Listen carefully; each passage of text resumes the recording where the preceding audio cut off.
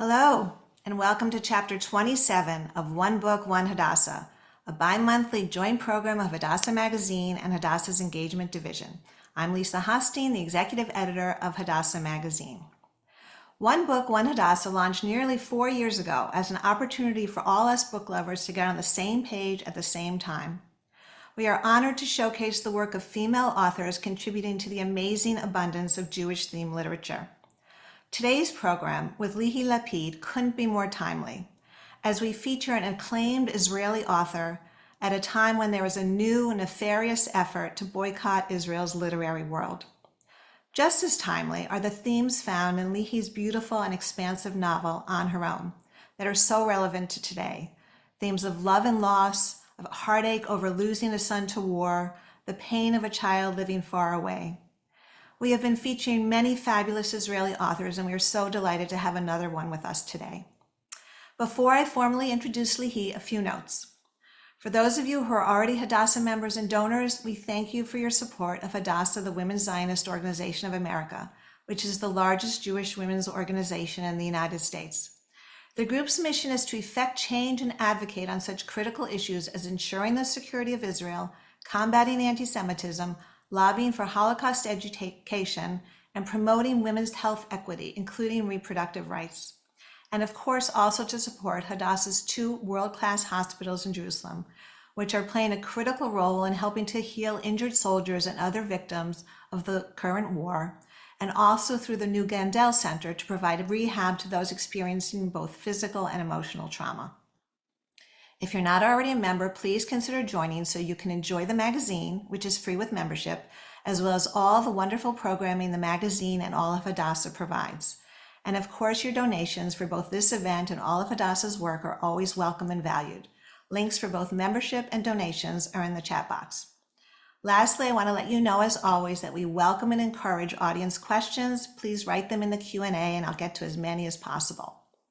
And now to introduce our October One Book, One Hadassah author. Lihi Lapid is a best-selling Israeli author, journalist, and activist with a finger on the pulse of contemporary women's issues. She lives in Tel Aviv with her husband, Yair Lapid, and their 2 children. On Her Own is her 3rd best-selling novel, along with Secrets from Within and Women of Valor. This one is the first one published overseas. She also wrote a best-selling children's book. Lihi is also a disabilities activist and is president of Shekel, an organization for people with disabilities. Welcome, Lihi. Welcome to our program.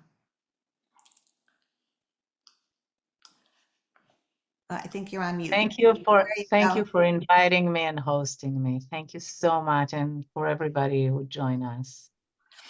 And welcome to everybody.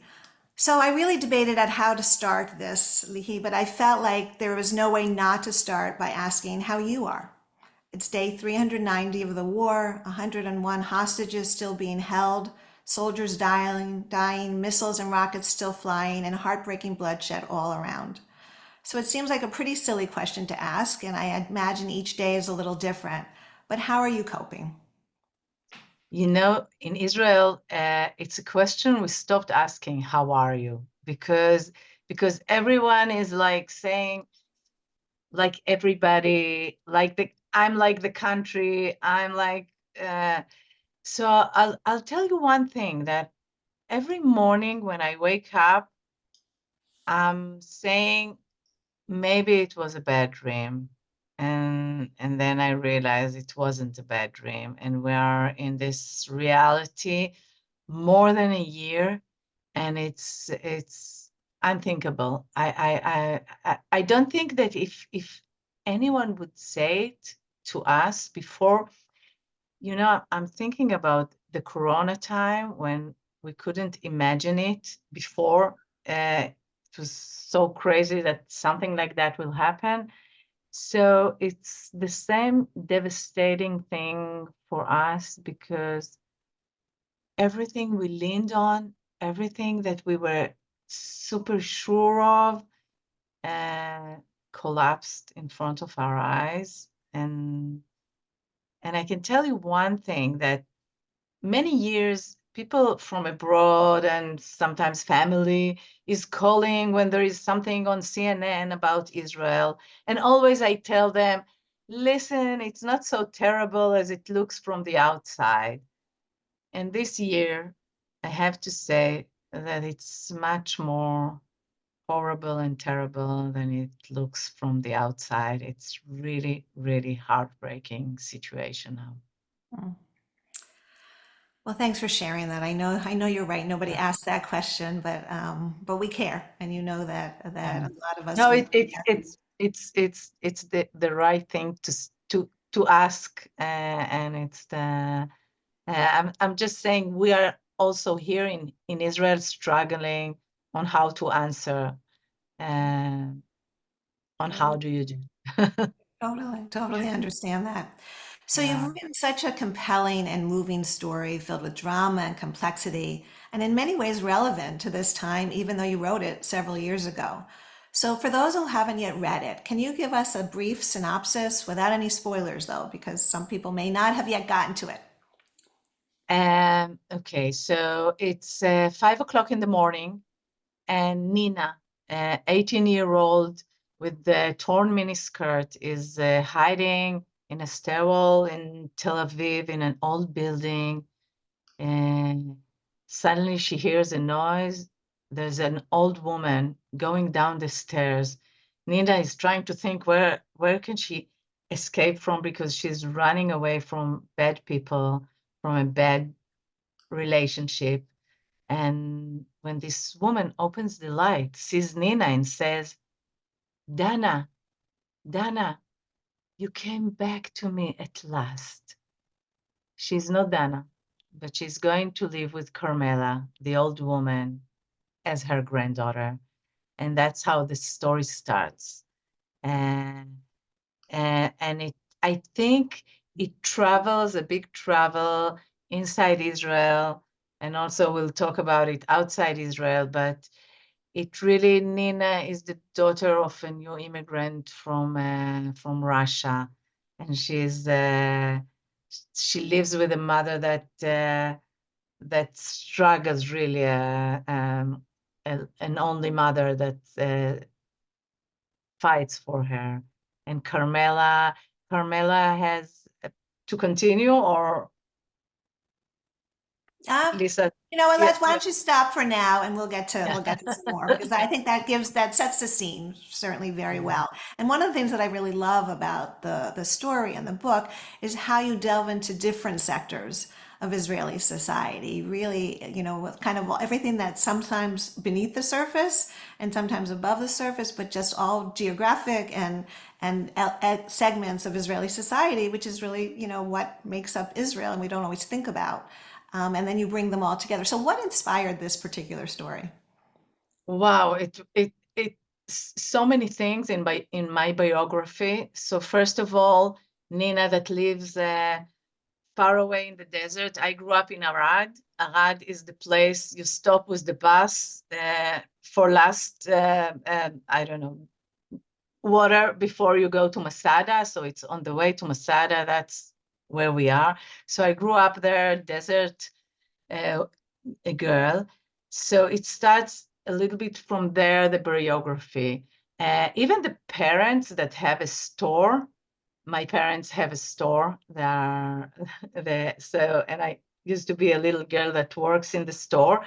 Uh, and a lot of Tel Aviv, a lot of Tel Aviv. I think this is something very interesting in the, we are used, I don't know if but you are used to read books of Amos Oz and Aleph Bet Yoshua and authors like that usually writes about Jerusalem, and it's more about, so it's contemporary Tel Aviv.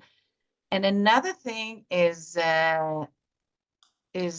my brother lived in LA for many, many years.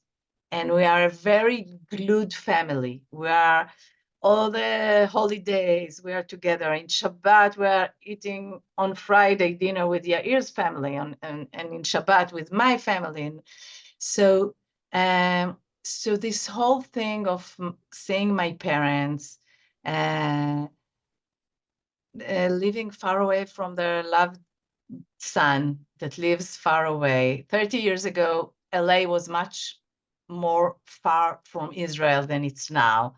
Mhm. And it was very difficult for them to come. And he came once a year. But so it's dealing with the question, and I think that was the thing that started everything. How do you keep a family also when she's far, and also when parts of it are in different sides of the world? Mm. So that's something that I started with. Mhm. And also the intergeneration relationship. I think there is something with grandchildren and grandparents which is very, very strong.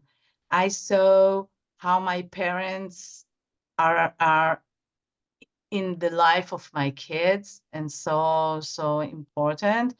And and and this relationship are so special. So it was also something that I really um, thought about it, because with our parents were rebellion, and we defined ourselves through, you know what, I will tell you something that I was smoking when I was young, but I didn't Lucky. smoke, and I didn't smoke next to my parents, but I did sit and smoke with my grandmother, and I told her, "Don't tell my mother I'm smoking." So I'm just saying that there is something so unique in this relationship, and so it was also this. Um, a huge part of the book is about immigrants, uh, the Russian immigrants coming to Israel, living and raising her only child. Uh, the son of Carmela lives in America and raises his family there. He's doing the transfer to being American, and he's got a very American daughter. So in a way, this I think America and Israel, the U.S. and Israel are immigrants countries, Mhm. and each one of us has someone that came from somewhere else. So Right. in a Right. way, I think I think it's a bond between those two societies. Mm. So we're going to get into a lot of those points individually as we go along, but that's a really good kind of overview of some of the important themes, and interesting how it connects to your own biography for sure. So Yeah. Carmela, the older woman that you mentioned, who actually is beginning to experience a little dementia, is still mourning her son Uri, who died decades earlier during his army service. And in her state of dementia, she's obsessed with the fear that she might miss Yom HaZikaron, Israel's Memorial Day, and her annual visit to the cemetery. So that's a piece that obviously resonates so strongly right now. You couldn't possibly have known, right? But obviously, it's something that Israelis have always lived with, the death of children in the army. So, how does this resonate with, how does this piece that you wrote resonate differently with you, and are Israelis responding to it? I wrote it before 7th of October. I didn't know, but really Memorial Day in Israel, and us sending our kids to the army is there always.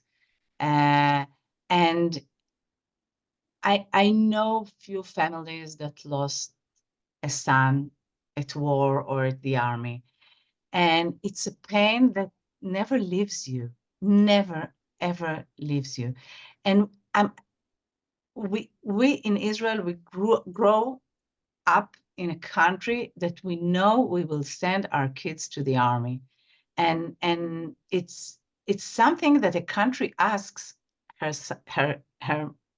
citizens, which is a huge price. You know, when you see us, it looks very natural, because in Israel everybody are going to the army, but it's not natural in any way. It was only when I wrote the book I realized how not natural it is to ask us. Part of writing the book and the time that I wrote the book was when my son was in the army, and he was in combat army. There was no war, thanks God then, but one of his platoon guys died in in the army next to him. So it was always this fear.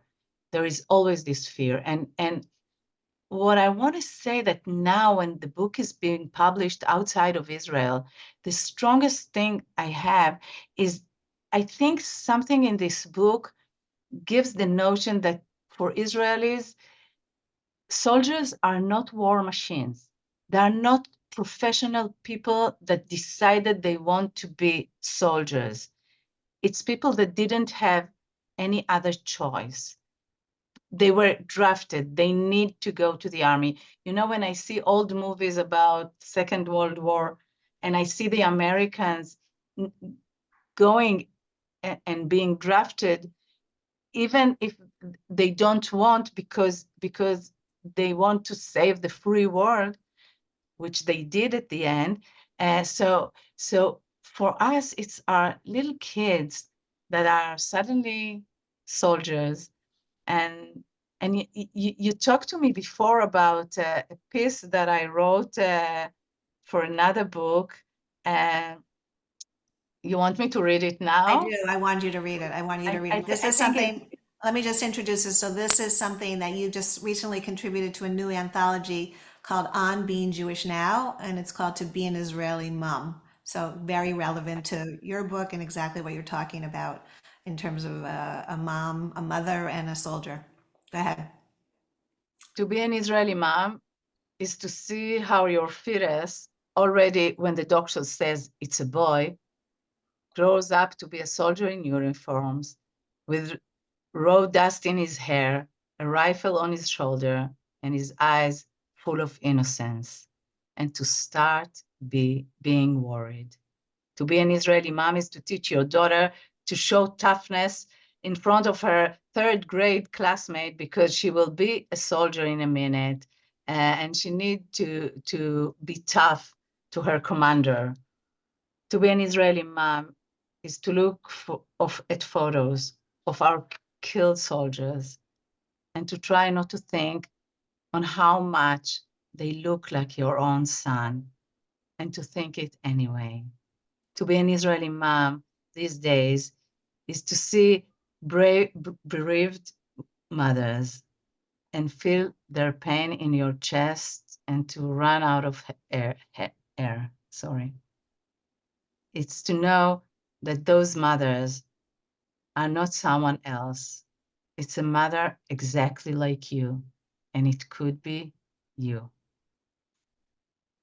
Yeah. So Poignant. yes, and Carmela is really she I know so many families that lost kids and it stays with them for always. Mhm. I understand there So was a poem that actually inspired the Carmela yeah, character too. Tell us about that. there, yeah, there was a poem that that one of the Memorial Days, uh, I heard it and it touched my heart and it shaped the it shaped the character of Carmela. It goes something like that. Wrote it Giora Fisher, a father of a son that died in the army, and it says like that: when I will be old and dimension, and I will ask, where is he? Please don't say, oh, he died long time ago. Please tell me, he just left and he's going to come back in a minute. Mm, mm. And I want to tell a story that I said something about it in in an interview.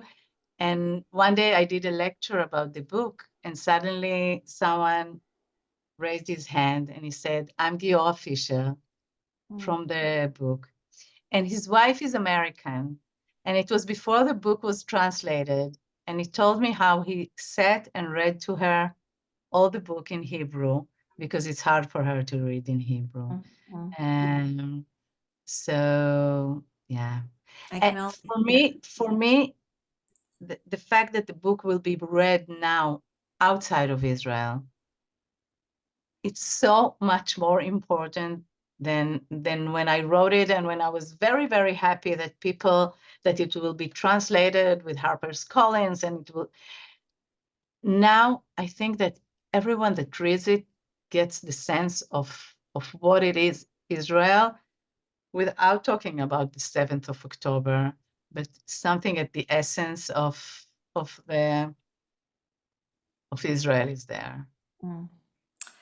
So let's transfer to the United States a little bit and take up on the point that you were alluding to earlier about Itamar living in America. So it's interesting, first of all, that several Israeli authors in recent years have written about Israelis in America. So there seems to be this theme, maybe an obsession and notion. And as you said, you had a very personal connection. So you really had a reason for writing this. And it's always been complicated, right, for Israelis living in America. Most of them come for a temporary period, and they're always saying they're going back, and probably your brother did the same thing, and then they find a life and they stay there. They used to be called Yordim, right, the opposite of Olim, like going down. I don't know if that's still true anymore. But like Itamar, Carmela's son, he and his family are caught in this tension between guilt for leaving his family and his lone mother behind, and the freedom to live his life that he, seemingly is enjoying in California. So tell us a little bit more about that and your brother. Was this intended to be like a message for him?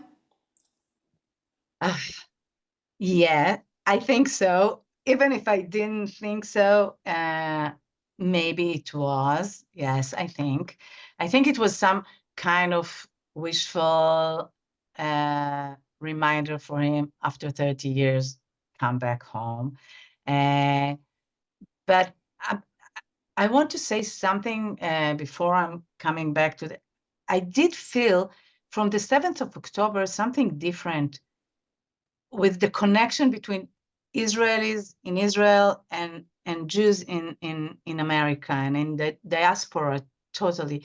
Usually we Israelis, we said, we don't need anyone, we are fine by ourselves, we are okay.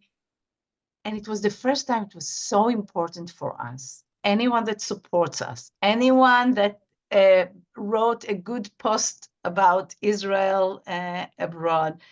And it's the first time that I felt that the connection between Israelis and Jews in the diaspora, and also Israelis living outside of Israel, was of holding hands together. Let's hold hands together, because we know it's not easy for you also there now.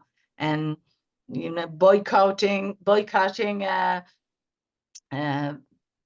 and I can tell you that HarperCollins tried for me to find a bookstore in Manhattan to have my book launch, just sitting, writing autographs.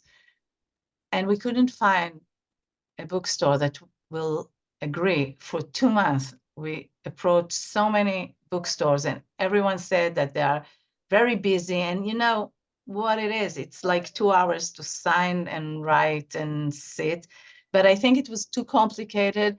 Not just that I'm an Israeli writer, I'm also the wife of a politician. So I think it was all really, really too much. Yeah. Coming back to my brother, I wrote the book. I tried not to insult him or his wife, and I wrote, and also I love him so much.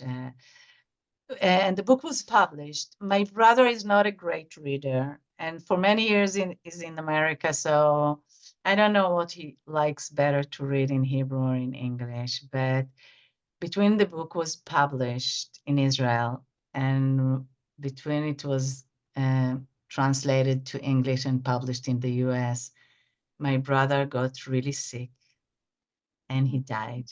He passed away. He passed away a year and a half ago, and I sat with him, looking at him, and I wanted to ask him if he read and what did he think, but I didn't have the guts. So we talked about childhood and we just laughed and we just hold hands.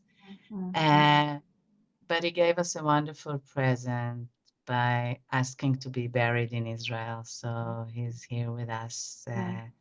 So that's why so I dedicated the book in English for him, saying, I missed you for so long, and now I will miss you forever. forever. Yeah. So So beautiful and heartbreaking. And I'm so sorry for that loss, really. The timing also, I understand. So you found out he was so sick the same day that your husband became prime minister. Is that yeah. possible? Few months before he was very sick, I came and I stayed with him in the hospital, and I was with him. But the same day that Yair was appointed, that Bennett resigned, Yair was appointed. We went to sleep super happy, and 3 o'clock in the morning, I don't know what time is it with you, and my brother SMS'd, "Hi, love girls. It's my mother and my sister. It's the end. Come and say goodbye." And Mm, we took the plane a day later, and after 2 days, he passed away. But he was brave, and having the possibility to say goodbye and say everything, and before, and not being so. Besides talking about the book, I talked to him about everything. mm. Yeah, that's beautiful. Oh my. How, So how how do we move on? how do we move on, right? Such heavy. But again, more you have so many intricate themes here. And one, as you also alluded to at the beginning, is this notion of the immigrant and immigrant experience, which relates not only to your brother, but to Nina and her mother, Irina. And the characters rings just so true about what it means to find home and the struggles, how to find home, how to belong, how to leave home. You have Nina's mother trying to make her way in a, kind of an impoverished situation, trying to struggle, and her daughter kind of runs off with the wrong crowd, and a lot of, horrible stuff happens to her. So, what that whole idea of, like you said before, both in America and in Israel, we're all immigrants. Do you feel like that notion of the immigration piece in Israel is changing a little bit? Like people's identity, are they all still, I came from here, I came from there, or is it a growing sense of I'm Israeli? I think unfortunately, it's not I came from here and I came from there. It's you came from there and I came from here. So yes, I have hard time with the fact that when Israel started, they were talking about melting pot, like let's everybody have Israeli names and let's everybody try to look the same. And it's different now. I would really, I think also America is dealing with it, how much we love the people that are not exactly like us. How can we stay a community with the people that are like us, and how can we also open up to people that are not like us? And it's the hugest question of the next generation, really, because if they will accept everybody as they are and just be happy to learn from each other about their cultures and the culture they came from, it will be great. But if it will be deepen more and more, the differences will become hate or fear. And so it will be very devastating for humanity. Mm, I see so many people also now, young people with high tech and everything, moving from country to country. Each one of us can find himself new immigrant somewhere else, or his son or his kids, and we need to find a way to hug people that are a little bit uh, different than us. And also the thing of opportunities to kids to have all the opportunities. Um, so yes, it's a huge question that I think we need to ask ourselves how we keep. I think definitely Jews in America are dealing with that. How do we keep our Judaism and uh, our community together, and at the same time opening ourselves to others? mm, So yeah. mm. Another theme that you alluded to a little earlier, and I want to explore a little deeper, is this parent-child relationship, right? So you have Carmela's relationship with her son who's far away, with her dead son, and you have Nina's relationship with her mother. And it's kind of like a twist that you focus on, which is, what are the children's responsibility toward their parents rather than the other way around? So that evolving relationship, right? When the kids become adults, it's pretty complicated, right? Yeah. Um, I, I I came from writing about women and for women, and I had this women column in the newspaper for many years. So I wrote about family, and slowly the kids grew up, and I have two kids, Lior, which I talked about, and Yael. Yael she's a young woman with special needs. She's autistic. She doesn't speak. She has like really deep autism, and she's really challenging. But and as long as Lior grew up, I asked myself, okay, what will happen if he will decide to live in another country, like my brother did, and he will leave me, and who will take care of me? And because I need to take care of her, of Yaeli forever and ever, but who will take care of me? And can I ask him always to live next to me because I need him? Is it something that a parent can ask his kid?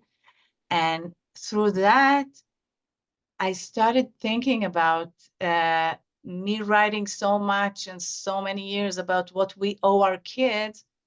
And the question is, do our kids owe us? Can we ask them? Can we narrow their steps because we need them, because we want them close to us? It's a very, very difficult question. I'll tell you what, I I I told Lior, honey, you need to be close to me because I need someone to bring me my pizza when I'm in the hospital, when I'm old, and but I'm not so sure he won't find a wife that will take him far away from me or something. But it's a question. It's a Yeah. question, and the nest that is that the little birds are leaving the nest and leaving us, the couple there. And what do we do with it? It's a big question. It is a big question indeed. I have two young adult sons, both of whom live in Philadelphia at the moment, which is where I live. And I tell everybody I feel so blessed and lucky. But as we know, in this day and age, and probably even more so in the United States than in Israel, unless they move to the United States, they tend to be a little closer, or at least it's easier to get, as opposed to California to Philadelphia. But, I try not to be too, dogmatic about it. But yes, please, please be here. Yeah, But who knows who they end up meeting and where they're going to end up flying the coop. Yep, it's definitely. yeah, I and was hoping because you'd we give me are a in, definitive answer here, but I guess we just have to keep talking about it, right? yeah, I think it's an issue that stays with a lot of families without talking about it, and maybe it's okay to talk about it. Right, right, right, right. So you mentioned your daughter, and I know Yeah, that a very big part of your life is working as a disabilities activist. So I want you to tell us about that. I mean, I think it stemmed probably from the fact that your daughter is autistic. yeah. Tell us about the work that you do and how it's changed in Israel over the years. Wow. Yael is 27 now, and when she was just diagnosed, basically people didn't talk about it, and especially very famous people didn't talk about it. It didn't. So at the first few years, everybody knew because we were in all kind of programs and we were donating things, and so we were there. But it was the community of kids with autism knew about it, but no one talked about it. And after a few years, I wrote a book about it calls Woman of Valor, and I wrote about the beginning, knowing that wow, looking at the postcard of those two parents and two beautiful kids, and one of them will be a kid forever and ever. Yael will always need our support. So the dream that is like shatters, and the picture that is will never be so sweet. And then slowly I started. We are a generation that our kids grew up, were born with the internet. So we started reading a lot of things. So I'm one of them. The first exclusion kindergarten in Tel Aviv, we opened and we fought for it. And I'm saying many times that we took the gay community fight, and we kind of learned from it to be proud of our kids, not to be ashamed of them. We don't need to say sorry all the time about the fact that they are different. And since then, that's my activity, and I'm trying. Now for a few years, I'm the president of an organization of inclusion people with disabilities, adult with disabilities. I want to see them working everywhere. I want every place that I go in to have people with disabilities.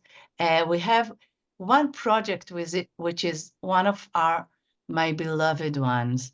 We have House for Life, like building little houses for life, and we do it in the kibbutzim. We take a little house in the kibbutz with 5, 6 adults, girls or boys, to live in a kibbutz.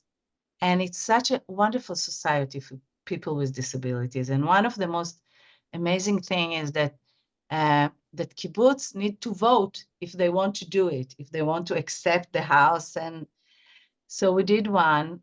We started building a house for life in Kfar Aza, in Gaza village, which is next to the border, which is one of the kibbutz that was hurt almost the most.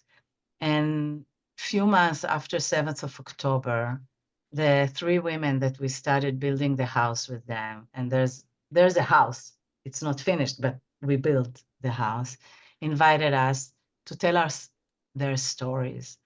And one of those women, her name is Karen, and she told us about sitting in the shelter room for 30 hours with her 26-year-old Amit, an autistic daughter, on her laps, holding her for 30 hours when her daughter just wants her iPad.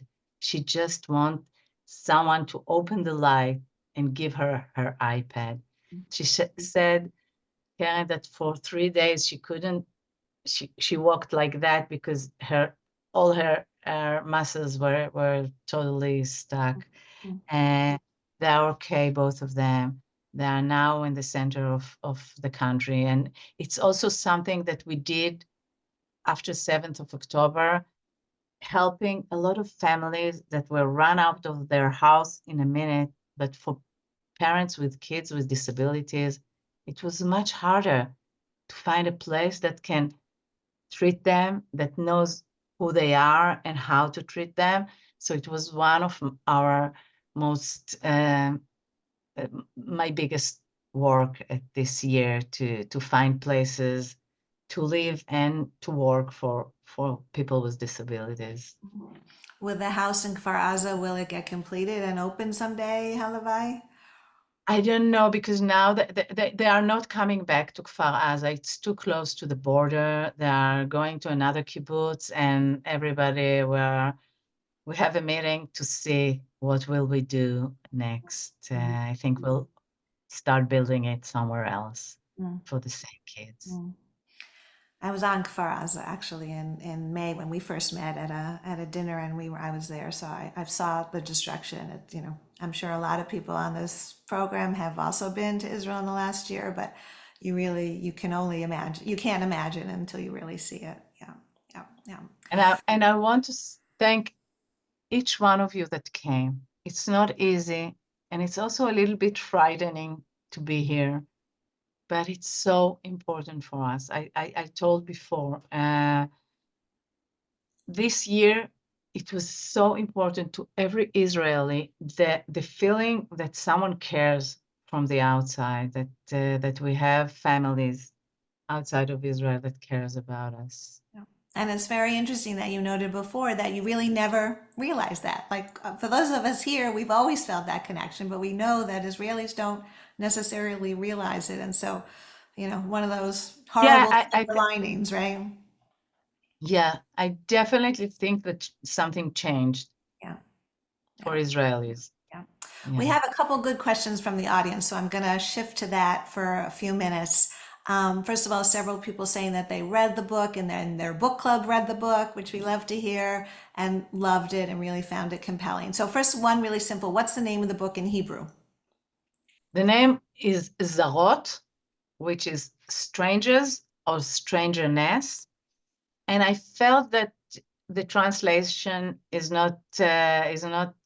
sounds like a, I don't know, horror movie or some thriller.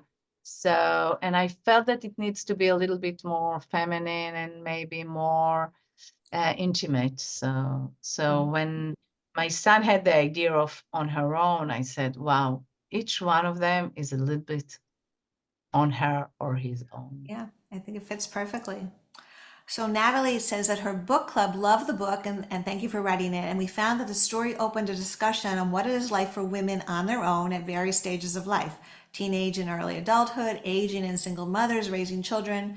Do you care to comment on what's like in Israel at these stages? Or there's one particular one maybe that you want to focus on? Wow. I think it was a bad year for women in Israel. It started with first of all one amazing thing that uh, young women were amazingly as soldiers and did amazing stuff and saved and rescued, and also the Tatspitaniot, which I will never know how you say it, the girls Female are observer soldiers. Observer soldiers is what we call them. that they. So now I'm going to the bad part. They said, and they saw what's going on, and no one listened to them. Did They didn't listen to them because they were women, young girls. I didn't see in the cabinet and a lot of places, when there is all the people that negotiate about bringing back the hostages, right? From America and from Israel and from Egypt, no woman. There was no single woman in one of the delegations. It's crazy. We are dealing with something that it's there's war, and okay, men are running it. I think also women can, but the fact that there was no mother that stood in one of the delegations and said, you bring young women back home from captivity. That's it. You don't think about it first, you bring them back. So we are devastated thinking that young women are still there.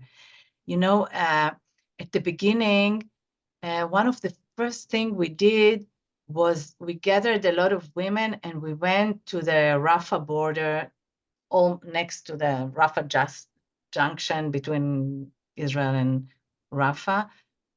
And there was one actress that I really love, and uh, she's a stand-up comedian, very famous, very funny. And she stood her there, and she just started screaming, like. And I thought at the beginning it's too much.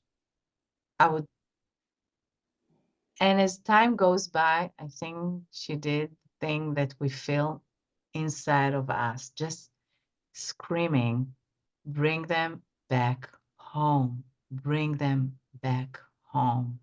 Uh, so it's devastating. And I don't know, maybe it would be different if more women were taking were in charge of decision making. Mm-hmm. And of course, the whole issue of, right, what's happening to the women there at this moment. We already know what happened to women on October 7th and since October 7th, the hostages, Amit Susana, who has been so brave going around the world and just was at the UN last week testifying about what she experienced in sexual assault in captivity. We saw such brave women, such brave women that did things that are unbelievable. We hear about mothers that were in captivity with their kids, telling them stories, sweet stories about, oh, we're just having fun now. And so there were women that did amazing things, and I'm like saluting them. But this is the time that's it. We need to bring them home. It's too Right, much. right. Too And much. Hadassah, of course, as you know, has been involved in the, sexual violence and trying to push for accountability and more laws with the End the Silence campaign. And that's when I met you. I was representing Hadassah on an I Believe Israeli Women delegation. So there are people, beyond obviously bringing the hostages home, really calling for accountability on the Yeah. sexual And violence. listen, it was heartbreaking to see all the women organization around the world not supporting Right, the hostages, not supporting the fact that what happened there. There are really women like Oprah Winfrey, and I expected them to say something. Stop everything. Stop the politics and everything. There are women in captivity. There was nothing like that, and it was heartbreaking to see that they didn't stand by us. And so it was really right. heartbreaking. So Yeah. that's again why each delegation and each organization of women that helped, like Hadassah, and really like it was Right, let right, right. helped us breathe. And actually, that brings me to the last question from an audience member. Well, there are a couple others, but I think it's the last one we're going to have time for. So, Karen says that your novel is one of the few that deals with the criminal world and sexual abuse. So the police are almost in collaboration. How was this aspect received in Israel? How did people respond to that? I'll tell you what. I was thinking a lot if to talk about the fact that this book is talking about sexual harassment and this whole young generation, the Instagram generation, that the young women feels that they can be famous in a minute and beautiful girls, and it's a wild, wild world outside there, and a lot of bad men are using them. But I didn't like, even now when we talk, it's the end of our talk and we're talking about the sexual harassment. Uh, I didn't want it to be a book about that, but it's definitely an issue that when you're dealing with women, you know how much it happens and how much you need to be aware of it. And it's very easy uh, to use girls that are less strong, that their mother is a weakened woman. Right. So yeah, it was important for me to write about it, and it's difficult for me to talk about it, but That I makes think sense. it's That makes important. sense. That makes sense.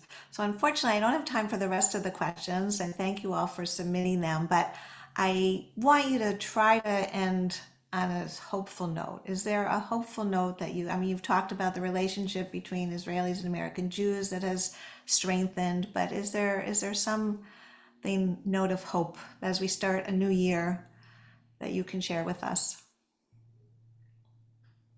Wow. Hope. Yes, I have a lot of hope. I think every day I wake up and I believe it's the day that they will make the deal and the hostages will go back. And I wrote at the last piece of what it is to be an Israeli mom. I wrote that an Israeli mom is a woman that wants peace and wants her kids to grow up in a quiet country and a safe country. And the Israeli mom is a tough mom that doesn't give up. I think at the end, we'll grow up from that stronger, more loving, more tender, because we saw hell and we saw the worst that we couldn't imagine. So the only way we can get out of it is hold hands and be better and know that Hatikva, Bat Shnot Alpayim, we have hope and we have to make Israel wonderful again. Amen to that. Lihi, Amen. thank you so much for sharing about your book and your life and your experiences in this really difficult time. We are so distressed that your book has not gotten more attention, and you put your nail, your finger on the nail, whatever, the hammer on the nail beautifully, because unfortunately it's about Israel, and we're seeing it in every way. So we're trying to make a difference for you. So stay with us for a couple of minutes while I Thank you. just Thank you conclude. so much for reading it. Thank you so much for opening your heart to the book, for everybody that are here. And I highly encourage everybody, we have links in the chat to buy the book. I highly encourage everybody to buy it, to read it. It really is a compelling story. And if you've already bought it and you've already read it, buy some more for your friends and family, because they will benefit from it as well. So, and also hopefully the discussion has motivated our attendees to continue the discussion in your own book groups, because that's part of One Book, One Hadassah. We have an excellent discussion guide to help spur the conversation. You'll find a link to that in the chat box as well. Before I say goodbye, we have a few program notes. On Thursday, November 21st at 7:30 p.m. Eastern Time, for our next Hadassah Magazine discussion, I will be delving into the topic very much related to what we were just talking about: are Jews being written out of the book world? This will be a panel discussion with authors and insiders in the publishing world to really get into the nitty gritty of the incidents that are happening and what's being done about it. The panelists will include Zibby Owens, podcaster, author, founder, and CEO of Zibby Media and publisher, and editor of the new anthology On Being Jewish Now, which is what Lihi contributed to and read her essay or piece of it. Also, we will have Lisa Barr, the New York Times bestselling author of The Goddess of Warsaw and Woman on Fire, who's been very outspoken on these issues, and Naomi Firestone Teeter, who's the CEO of the Jewish Book Council, whose mission is devoted to the support and celebration of Jewish literature. So really put that on your calendar and be sure to register. There's a registration link in the chat as well. And our next One Book, One Hadassah author interview will be on December 19th at 7:30 p.m. Eastern Time with Dr. Mimi Zeman, a very different topic. She's a women's health advocate and author of the new book, Tap Dancing on Everest.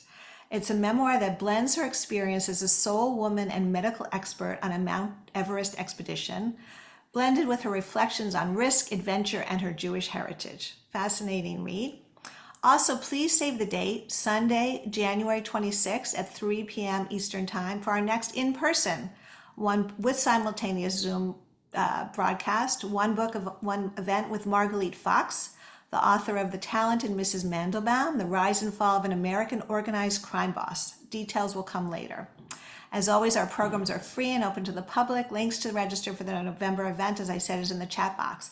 And I have one last program note. For those of you who live in the Philadelphia area, you'll have a very special opportunity to meet Lihi in person, as I will be in conversation with her again on November 19th at 7:30 p.m. at Beth Am Israel Synagogue in Penn Valley. So please come join us and spread the word.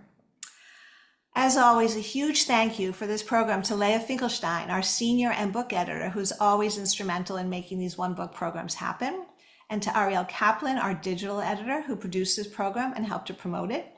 Thanks also to our colleagues in the engagement and marketing and communications divisions, who are so helpful with the many details required to make these programs run smoothly. Again, a special thanks to you, Lihi, for sharing your Thank you special so much. talents. And thank you to all of you who are with us today. There will be a recording available that you will get in a follow-up email tomorrow and on hadassah.org and hadassahmagazine.org. All of our programs are available on hadassah.org and Hadassah Magazine, so you don't feel that if you missed the first 25 chapters, you can go back and catch up. We hope that you return for our programming. We hope that you stay safe and strong, and even though the holidays are over, we all hope for a more healing, stronger, healthier new year. Thank you so much, everybody. Thank you.